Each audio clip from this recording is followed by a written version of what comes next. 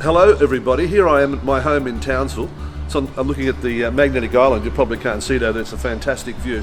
You know, Townsville's a really great place to be. It's a great city, it's the gateway to the Barrier Reef, and there's so many opportunities to develop along the foreshore that the poor old Labor Council hasn't addressed.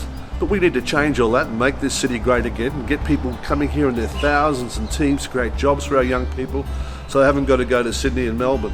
You know, there's so many politicians in Canberra, so many of them, but they're deaf to our needs. They don't really care about us.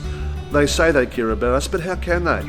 Just think about it. $50 billion to the NBN and $200 million for our farmers across the nation. You know, the national security threat, what's going to happen when they lose all their properties, when the banks move in, the receivers and the liquidators, and they carve them all up. They're all going to go offshore to countries in Asia. They're going to own our property, own our food. What's going to happen to this country? And you know, you talk about the Paris Agreement. The Paris Agreement is a bit of a con. 90% of all companies that have signed it are not meeting their limits, except two really are, Australia and Iceland and other countries like that.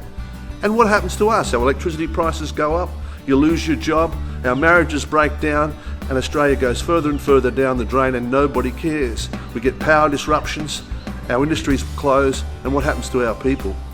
I'm the wealthiest person in Queensland, one of the wealthiest people in the country, and too much is given as much is required. Each of my relations fought for this country in World War I, World War II, and my nephew Martin Brewster led the team over in Timor setting up the infrastructure. All of them have done more than I could ever do for Australia. It's time for you to do something. Only one thing can save this country, and that's you getting together and joining the United Australia Party and showing those guys in Canberra that they should retire to croquet for the rest of their lives because they're good for nothing. Authorised by James McDonald for the United Australia Party, Brisbane.